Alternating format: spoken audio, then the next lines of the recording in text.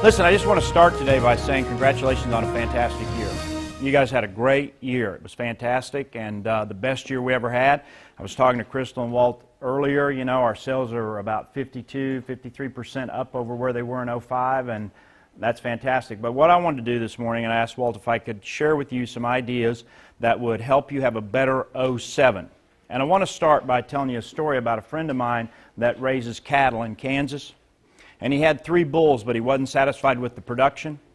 And so he decided that he'd better get a high-priced, high-powered new bull. So he went out to share with the 3 bulls that he had in the field that he was bringing in this new high-priced, high-powered new bull. Well, as soon as he left, the 3 bulls started talking to each other. The oldest bull said, "Well, I'm not sharing any of my cattle." And the second oldest bull said, "Well, I'm not sharing any of my cattle either." And the youngest bull said, "Well, I only have 1 cow. I couldn't possibly share." But sure enough, the next morning, the farmer drove up. He unloaded the big Brahma bull. It didn't look through the fence, it looked over the fence. Had a 10-foot horn span. And the oldest bull looked down there and said, "Share and share alike." And the second oldest bull said, "What's mine is his." But the youngest bull started pawing the ground and shaking his horns in the air like he wanted to fight. And the oldest bull said, "Are you crazy?" And the young bull said, "No, I just want to make sure he knows I'm a bull." Well, what I want to share with you this morning is no bull. And this is what I've used to be successful in selling and in creating sales teams and sales organizations for the last 30 years. Now, some of you know about my background, some of you don't, but I want to start there today just so everybody knows who I am. When I was born, my parents were living in a railroad boxcar. They'd pulled it off the tracks. They'd set it aside. They'd made it into a trailer house, sort of like Larry was talking about the 2-story double wide. Well, this was a 1-story wide boxcar. And I don't remember it at all. My parents showed it to me after I was older. It was still in existence and people were still living in it. But before I could remember, we moved into a little 2-bedroom house.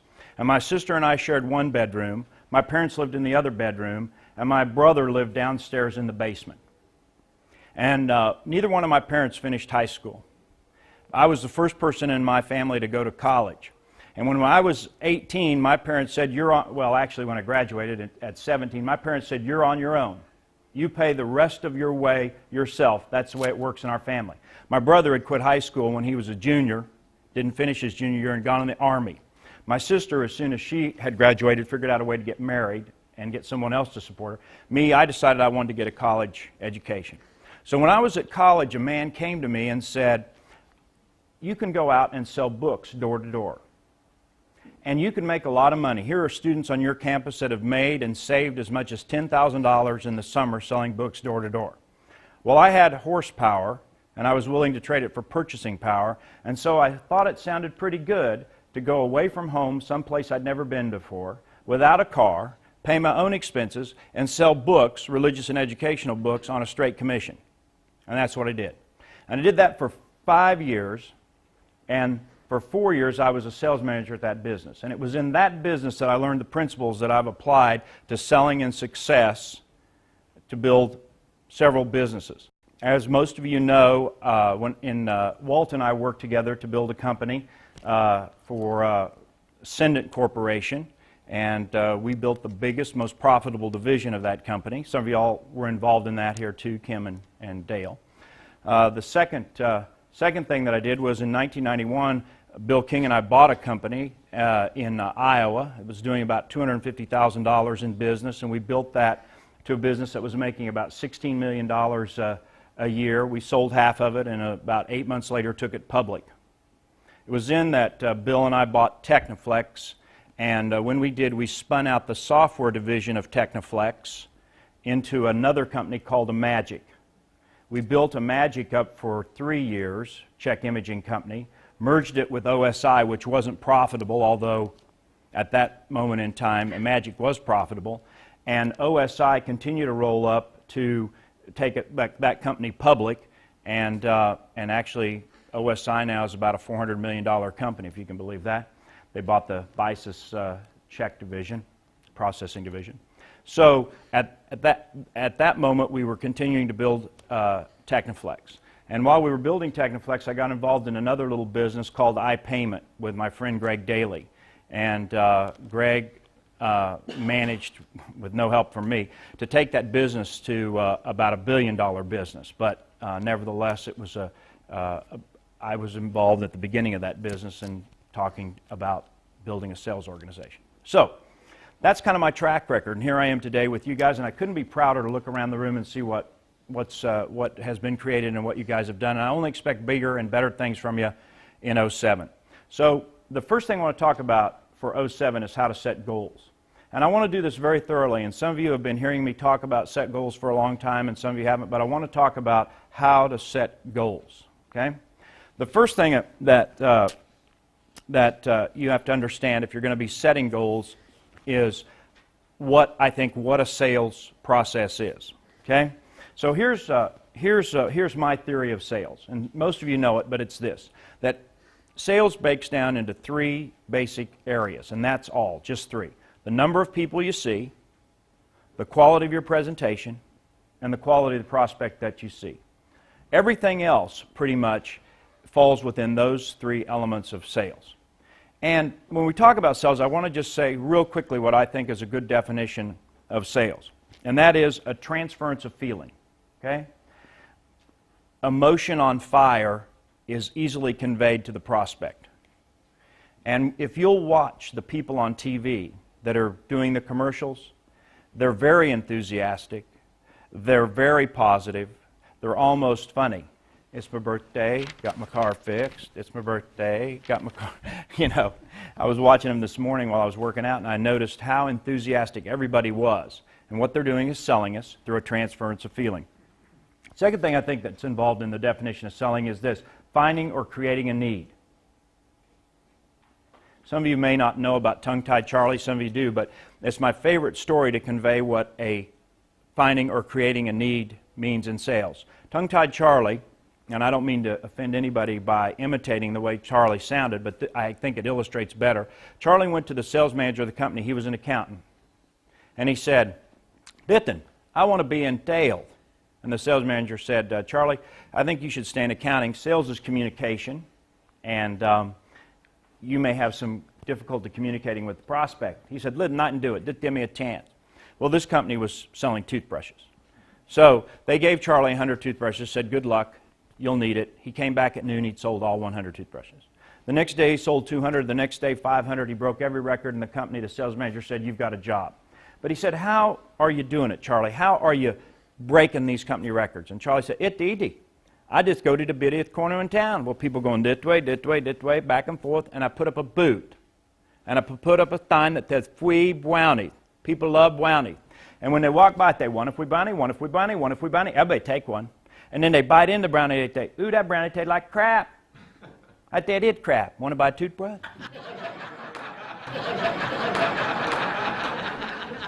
So you see, what Charlie did was he found or created a need. And that's what we have to do as salespeople too when we're selling. Now, I want to talk about this too before I get very specifically into goal setting. I want to talk about a definition of success, okay? Because I think that when I was selling books, I listened to a little record by Earl Nightingale every day, and he talked about a definition of success. And I've used it throughout my career, and I think it's the best one I've found in 30 years. This is the definition: the progressive realization of a worthwhile goal or dream. The progressive realization of a worthwhile goal or dream. It doesn't say that you get rich. It doesn't say that you become the #1 salesperson. It doesn't say that you own a company or take it public. It says that you have a dream, and you make that dream real through the progressive realization of that dream. I think this is also true about success. Success is never owned. It's always rented. And the rent is due every day. And when you quit paying the rent on success, you immediately begin paying the rent on failure. And, you know, yesterday's successes lull us into today's complacencies, which lead to tomorrow's failures. And I'm sure you've always heard that. I also think there's a common denominator of success. In fact, I was given a little book one time that was called The Common Denominator of Success. And basically it boiled down to this: successful people do the things that unsuccessful people don't want to do or know how to do. It's pretty simple. You know, when you think about it, it starts in school. There are certain students that get A's. I wasn't an A student. Certain students that get B's. Certain students that fail. And I don't think it's a difference in intelligence. I think it's that they begin at an early age doing the things that unsuccessful people don't want to do. It's like in college. You had a choice. You could either study for the test or you could go party with your friends. And the people that stayed and studied were the ones that got the A's, obviously, and the ones that didn't weren't. And that's why employers look at your grades when they get ready to hire you, because they believe that trends follow a person, and that people that are forming the habits to be successful younger are forming them when they get older. Well, there's no reason that you can't start forming them now. But I think that the reason people are successful is because they've learned to say no. There's a deeper yes burning inside that allows them to say no to the things that distract them from their success. So let's talk about goal setting, okay? Yogi Berra said you got to have a goal or you might end up somewhere else. Makes no sense. He also said that one time he and Mickey Mantle were driving down the highway and they passed the exit that they were supposed to get off on, and Mickey Mantle said, "I think that's the exit we're supposed to get off on." And Yogi Berra said, "Yeah, but we're making good time." A person without a goal is like a ship without a rudder. There's no port that you're steering to. And so I hope everyone in here will set goals this year. Now, there are 3 elements to good goal setting. One is you have to write it down. If your goal isn't written down, it's a wish, it's a hope, it's a dream, it's a prayer, it's something, it's a thought, but it's not a goal. You have to write your goals down. Second element of good goal setting is that you have to have a time frame. Now, our time frame can be weekly, it can be monthly, it can be annually. We're here to celebrate the end of the year and the beginning of a new year. But whatever your time frame is for your goal, it has to be specific. I'm going to lose 10 pounds. When am I going to lose 10 pounds? I don't know. I just keep saying I'm going to lose 10. Until I get very specific about it and break it down, it just isn't going to happen. And then finally, the third element of good goal setting is you have to tell somebody important to you about that goal. You can tell everybody. It's like Dizzy Dean told everybody in St. Louis that he and his brother Paul were going to win 40 games. And at the end of the season, they had won 40 games. They actually won 44 games. And one day he was on the bus, and a lady said to him, "Mr. Dean, you're a boaster and a braggart." And he said, "Lady, it ain't bragging if you done it." And so if you put yourself on the line like he did, it ain't bragging if you done it, and he did it to put pressure on himself. Sometimes it puts as much pressure on you as if you tell somebody who's significant to you, your sales manager, your best friend, your spouse, your mother. But nevertheless, you have to tell somebody important about it. Joe Namath, remember, told everybody he was going to win the Super Bowl. Nobody thought he had a chance. I'm convinced he told everybody he was going to do it to put pressure on himself to perform, because the embarrassment of facing the world without winning the Super Bowl after all the talk he had made was not acceptable to him. So those are the 3 elements of good goal setting. I'll tell you a story that illustrates those 3 elements. It's about a guy named Kevin Young. Probably nobody in here remembers who he was.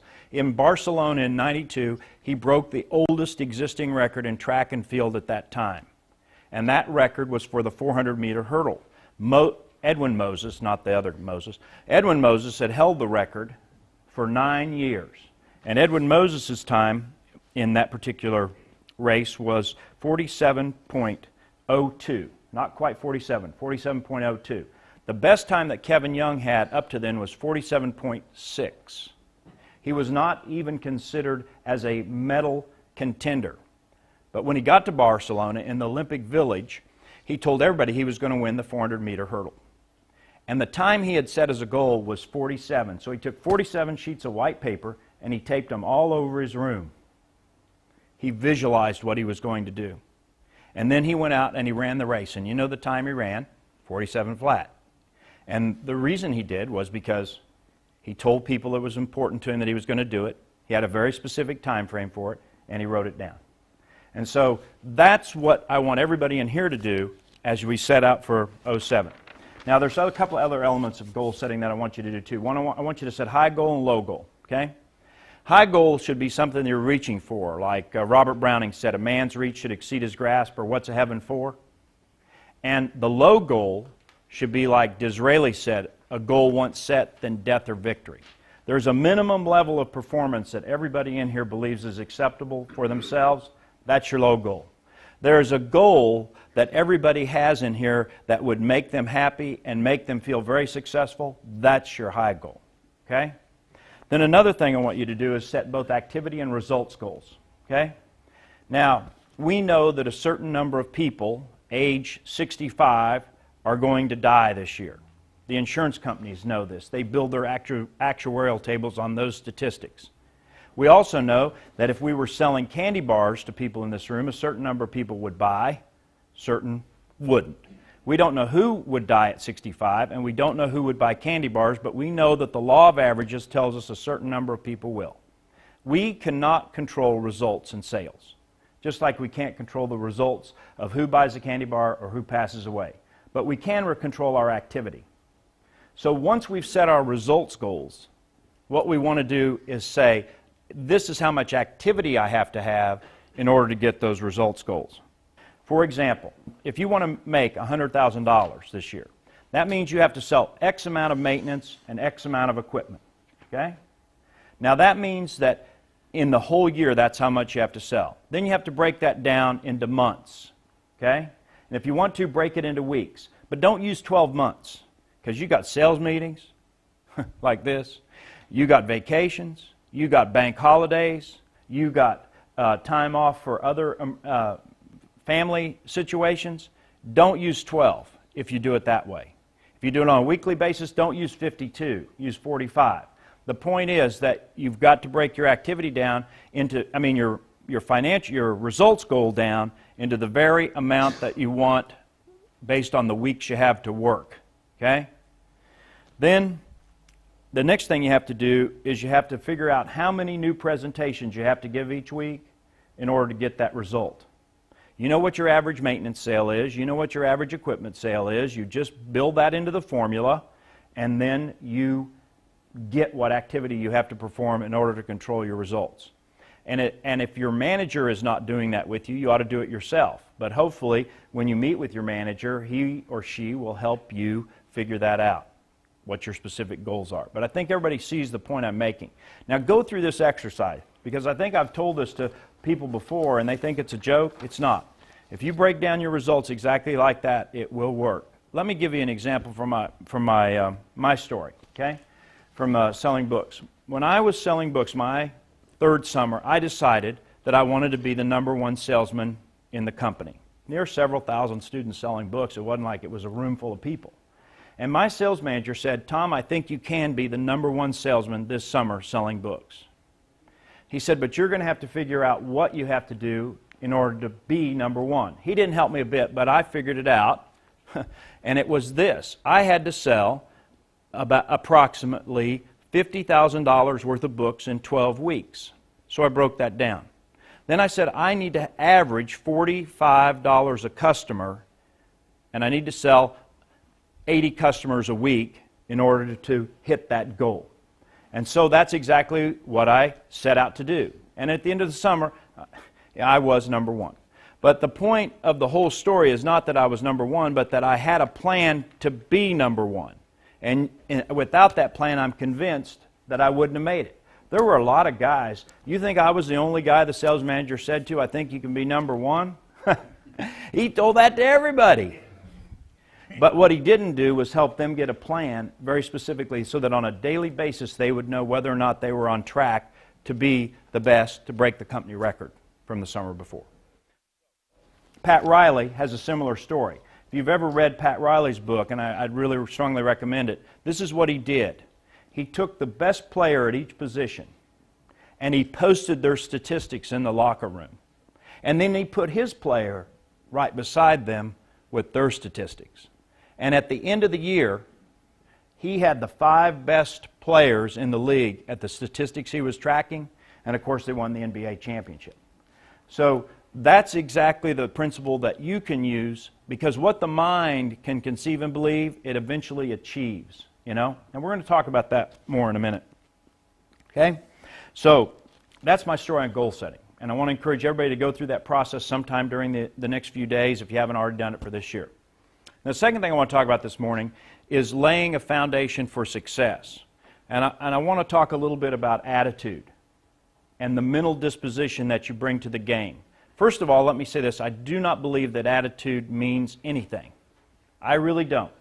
I heard all my life, oh, you got to have a good attitude to sell. You got to have a great attitude to sell. Well, I can tell you personally, I've had a bad attitude many days when I went on the job, but because I had a professional attitude, I didn't let it affect my performance or my activity or the quality of the prospect that I saw.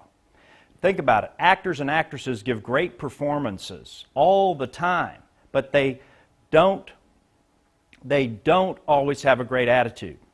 Attitude is only bad if you let it affect you. And so what I want to do is give you some principles, some foundations to keep a professional attitude.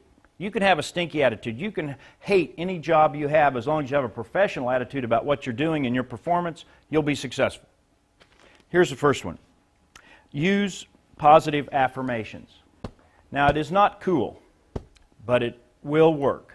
And athletes do it all the time. They use positive affirmations. They use creative visualization. They imagine themselves winning the race. They imagine themselves winning the game. They imagine themselves taking the shot to win the game at the end. And I'm sure Tiger Woods yesterday envisioned himself shooting somewhere around a 66 to win that tournament before he went out to play. And positive affirmations help you do that. Things that I've said to myself is, I feel healthy, happy, and terrific. Now is the time. Today is the day. Write it on your heart. This is the best day of the year. Positive affirmations. Things that you can say that make you feel good. On my mirror at home, it's kind of corny, but on my mirror at home, I have those, in my dressing room, I have positive affirmations on my mirror because I believe they work. What the mind can conceive and believe, it eventually comes to achieve. But you have to support it. Second thing I think you can do in laying that positive foundation is read some inspirational material. There's nothing wrong with inspirational material. The Greatest Salesman in the World. I can't tell you how many times I've read that book. You know, Tuesdays with Morrie. Inspirational books. Books that inspire you. Chicken Soup for the Soul. And on and on and on. And if you need a list of books, I'm happy to give you one. And there's one in the book that I wrote. A list of inspirational materials. Second foundation I want to give you about a professional attitude is this. Happiness is in the journey. Now, I've been mentoring a woman since I met her. She was about 17. Well, I guess she was about 19. She dropped out of high school. Her mother tried to get her a singing career. She couldn't get it. And a group of us, Billy Ray Hearn and Terry Murray, and a group of us have been mentoring her and trying to help her. And we got her to get her GED, and we've got her to go to school. And the other day she was talking to me, and she says, I know I'm going to be happy when I get over my last boyfriend. You know? And I was thinking to myself, no, you aren't. Because happiness is here today. It's sitting in your chair. And if you're sitting here today telling yourself that you're going to be happy when something in the future happens, today is happiness. And when you're in the car and you say, I'm going to be happy if I make this sale, happiness is in the car riding with you. You know, Abraham Lincoln said this, that happiness is a way of traveling. It's not some place you arrive. Most people are about as happy as they make up their minds to be. And that's absolutely the truth. You know, John Philip Sousa told himself that the next thing, the next obstacle, as soon as he overcame this, he was going to be happy, and he realized that happiness was today. This was happiness, the obstacle that we're facing. You know, I have a friend who used to tell this story, and I think it illustrates happiness the best. He went to college thinking if he got a degree, he was going to be happy. And then Mike said that he thought if he got a good job, he would be happy, so he got a job in sales. He was making more than all of his friends. He thought that didn't make him happy. He's going to get a car. So he bought a new car as a convertible. He thought, this is going to make me happy. He said, no, that's not it. He looked around. He said, it's got to be a house or a condo or some property, because people have property. They seem to be happy. So he decided that. And then he decided that that wasn't it, and he looked around. He said, wife. I need to get a wife. So he got a wife. That didn't make him happy either. And so, anyway, the point is this. What he found was that it wasn't a material possession. It wasn't another person. It wasn't some educational degree or achievement that made him happy, but that happiness was a way of traveling, not some place he arrived. And I think as long as you can have that professional attitude, it'll help you to be more successful this year. Fifth thing I want to talk about in terms of professionalization is that in every seeming adversity, there's a seed for greater growth. Now, my first sales manager told me that, Sam Johnson. And I don't think I ever realized it as fully as I did until we got into this NCR situation. And when in every seeming adversity, there's a seed for greater growth. And I don't need to tell you guys the story of where we came from with them suing us, taking us out of business, to their best partner probably in America today. But, you know, there's a lot of stories about finding success in adversity. The Dallas Ice Company decided they'd get out of the ice business, turn of the century, because they'd invented the refrigerator. But one guy said, no, I think we can sell ice. So they set up the carts that they had originally driven from house to house on the busiest corners in Dallas. And they sold ice out of those carts to people that needed ice for whatever reason. And they found if they chipped that ice and they put it in a cup, paper cup, they could pour syrup over it and sell that as well. They call that the Icy. And the Dallas Ice Company is better known today as the Southland Corporation, which also some of you know as 7-Eleven. And so the point of the story is, in every seeming adversity, there's a seed for greater growth. And if you'll take that attitude as you face your adversity and look for that opportunity, I think it will also help you to be more successful in 07. Number 6, realize that persistence is all powerful. Calvin Coolidge says, and we've put it on some of your awards, nothing in the world can take the place of persistence. Talent will not. The world's full of unsuccessful men with talent. Education will not. The world is full of educated derelicts. Genius will not. Unrewarded genius is almost a proverb. The slogan, press on, has solved and always will solve the problems of the human race. It's absolutely true. You know, Lincoln had 13 major setbacks in his life, including a nervous breakdown. He only won 2 elections in his whole life, of all the time he was in politics, and yet he was probably one of the, well, not probably, he was one of the greatest presidents that we've ever had in our country, and one of the greatest leaders in a time of crisis. Number 7, I want you to realize that professionals have a burning desire to improve. Professionals believe they can get better. I think the number 1 salesman in this room believes that next year he can do better. I believe the number 2 salesperson in this room next year believes they can do better. And I would be surprised if they don't already have a plan to do better. And if you don't, you'll be left in the dust. Professionals believe they can improve, and they find a way to improve. Charlie Tremendous Jones wrote a book, Life is Tremendous. It's another good inspirational book if you haven't read it. But he says in that book, we're the same person we are today, 10 years from now, except for 2 things: the people we meet and the books we read. Well, of course, now we have audio, so you can include CDs and DVDs and those kind of things. But everybody in here needs to be doing something to improve their skills as a sales professional, or if you're not in sales, to improve your skills in management. And those materials are available out there. And you know, Albert Pujols, without a doubt, greatest baseball player right now, playing professional baseball, takes batting practice every day. And this winter, he's taking batting practice in a batting cage, you know, because he believes that although he was the best player in Major League Baseball last year, or second best, depending on how you count the votes, that he can get better next year, that he can do better. And you know, Tiger Woods still takes golf lessons. Amazing. And Roger Federer, who's done what no professional tennis player has ever done, has a coach who gives him lessons. You see, it doesn't matter how good you can get better. And the thing is, if you don't get better, somebody else will. Number 8, I want you to realize that professionals think big. They believe in the home run. You know, I guarantee you the people that had great years this year, part of their success was because they hit a home run.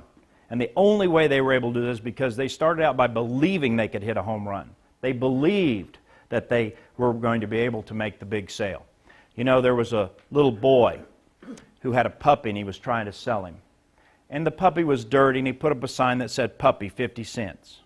And a salesman who lived next door walked by and saw the little boy trying to sell the puppy, and he said, "This is not going to work. You got to think big." He said, "Wash that puppy, put a bow on him, and charge a bigger price."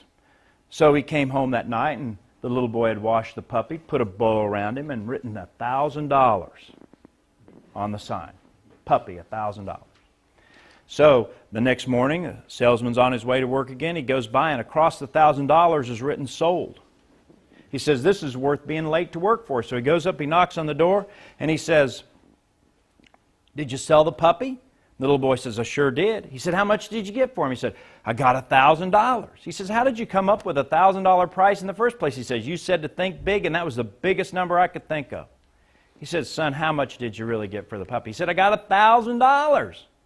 And the salesman said, are you sure you got $1,000? And the little boy said, yep, I took 2 $500 cats in trade.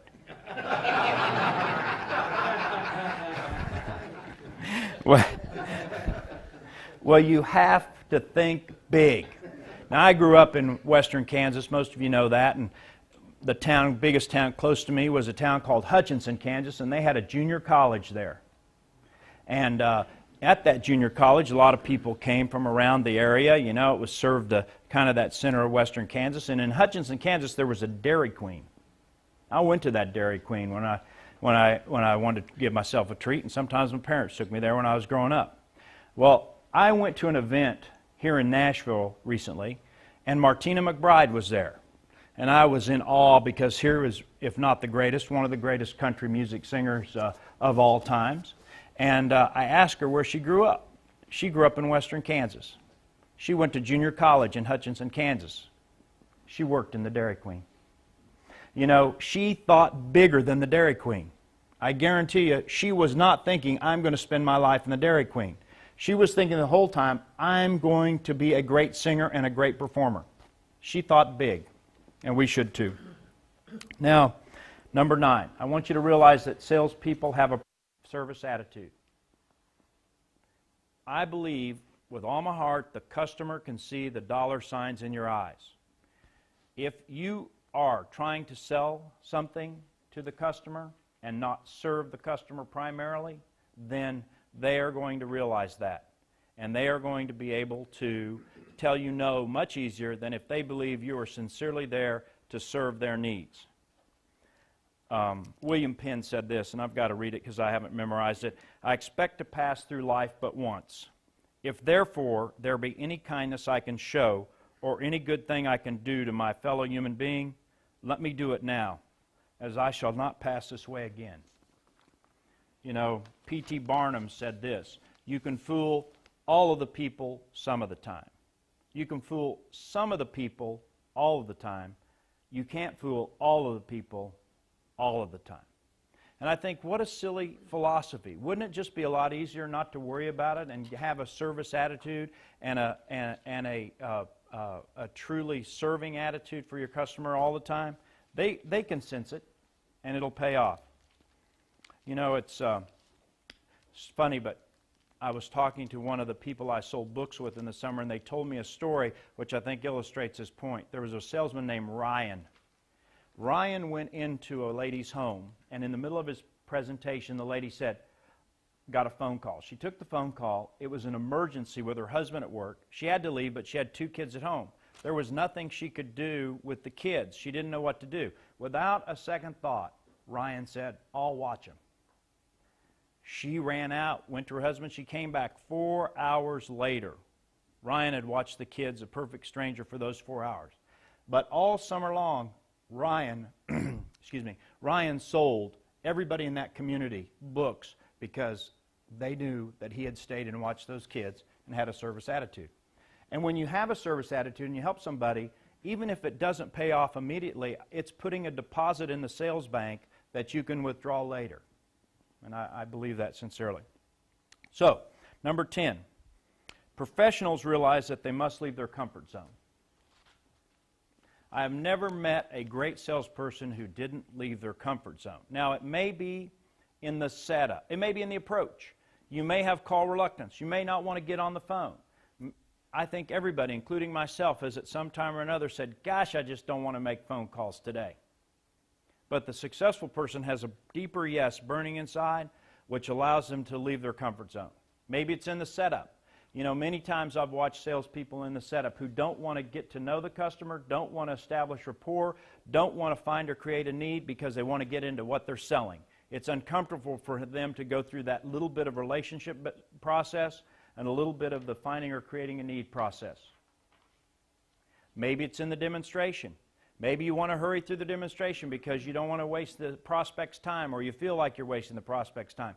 Maybe you don't want to ask the questions that are difficult in the sales presentation because you're afraid of the response you're going to get and you're on a roll. Maybe it's in the close. Maybe you're afraid to bring the prospect to a point of decision. You know, one of the most successful salespeople I've ever met, a man who Forbes magazine said was worth over $500 million a few years ago, maybe he's a billionaire by now, I don't know, called me for a political donation.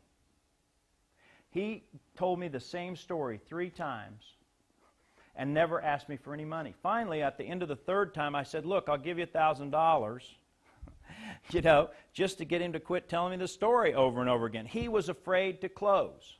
Probably he was afraid to close because he hadn't planned it out. Most of the time we don't close because we don't know or can close, and that is uncomfortable for us, but it's a comfort zone issue. Maybe it's in the follow-up. Maybe you don't want to get on the phone and find out what the prospect is thinking. Maybe it's in cash collection. Maybe it's when you want to get the check. You have adversity to asking for money. But every great salesperson at some point in the sales process has a bump. And the great ones force themselves to overcome those issues, which are comfort zone issues for them. You know, for me it's the close. Right now, I'm digging my toes inside my shoes. Now, for a long time, when I went to the laundry, I saw that when I was in college selling books, I saw that my socks had holes in the toes, and I thought, I have got defective socks. And then I realized that every day I was closing 30 people a day to buy books, and I was demonstrating 30 presentations, which meant 30 closes. I was digging my toes inside my shoes because that was when I was uncomfortable. Right now, I'm doing the same thing because because it's not easy to get up and talk to your peers. You know, Tiger Woods went back and learned a whole new swing because he thought it would improve. He left his comfort zone. You know, Roger Federer, when he hits a backhand, does not hit the backhand that is natural for him. He hits one that he was taught. Everybody leaves their comfort zone to be successful. And we have to do it too. Number 11. Professionals realize they are a professional. You know, when you think about sales, what do you think of? Pushy, high-pressure, con man, charlatan, cheat, dishonest, crooked, twist your arm, make your buy. You all are sales professionals in here, and I'll bet there are many of you who, when you think of the word salesman, you think of something negative, even though you are one. It's funny. You can't have that attitude. You have to believe you're a professional and act like a professional. You know, if you don't, then you're never going to reach the full potential that you can in your profession. You are a profession. You know, some great people have been salespeople. Did y'all know that Billy Graham sold Fuller Brush? Did you know Harry Truman was a salesperson? Greg Daly sold Christmas trees to pay his way through college? See, Robert Louis Stevenson said this: we all sell something, a product, an idea, or a service. And it's absolutely true. Everybody's in sales. Just because we happen to have a product doesn't make us less of a professional. The greatest attorney is the one who gives the best presentation. The greatest doctor is are the ones who have the best bedside manner. The most successful preachers are the ones not that know the most about the Bible, but the ones who give the best sermons. You know, we're all in sales, and we have to believe that we're professionals and that we're just as valuable. Great salespeople perform as intricate a brain surgery as any surgeon. And I believe it. Number 12, professionals are not afraid of change. You know, I think a lot of you were here when we gave you the book, Who Moved My Cheese? You know, who did move my cheese? You know, Spencer Johnson made a lot of money by teaching us that we do get our cheese moved from time to time, and when we do, we have to change our behavior in order to be successful and eat. Charles Darwin, in Origin of the Species, said it is not the strongest of the species that survive, nor is it the most intelligent, but the ones most willing to change.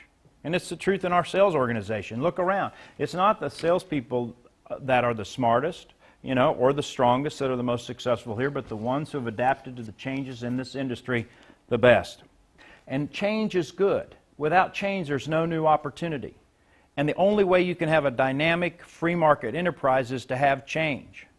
We have to have change to create new opportunities for ourselves. And so we should embrace it. And professionals embrace change, and they welcome it as an opportunity to grow. If a caterpillar can become a butterfly, or a ugly duckling become a swan, think of what we can become with change. And that is our opportunity. Now, those are the 12 principles that I want to share with you about laying a foundation for a great year. And I just want to close by telling you this. And it doesn't mean I'm coming in for a landing, it just means I'm circling the field. It means I could land at any time. But I want to talk a minute about what an opportunity we have to live in a country like America. And I want to do my part to support the free market enterprise with you today. A couple of years ago, my college asked me to give a speech, and I gave this, and the topic they gave me was, what was my biggest fear as a baby boomer? And I did not talk about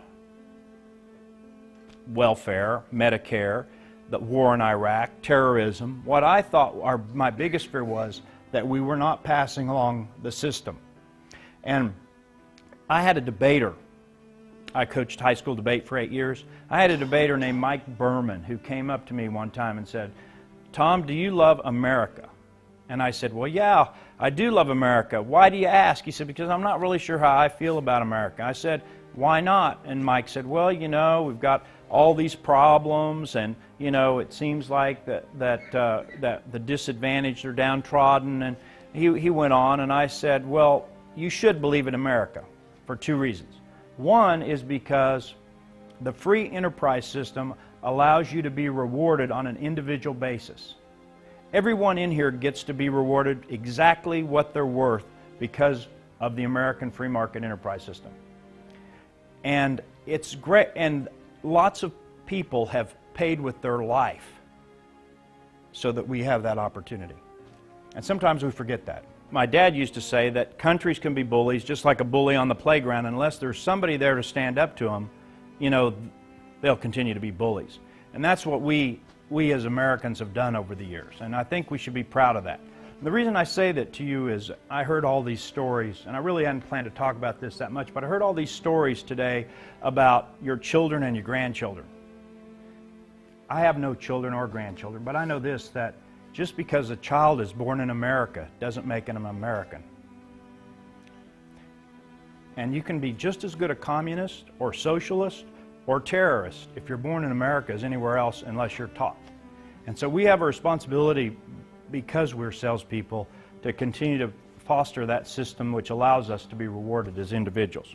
So anyway, I want to just say this, and then I'm done. Let's go from this meeting proud that we are living in a market that allows us to be rewarded. And let's go out and maximize that opportunity in 2007 and let this company and you earn more commissions and more rewards and more recognition than you've ever won before, and do it in the spirit that we have had so far at the meeting today. It's been great to talk to you. Thank you very much.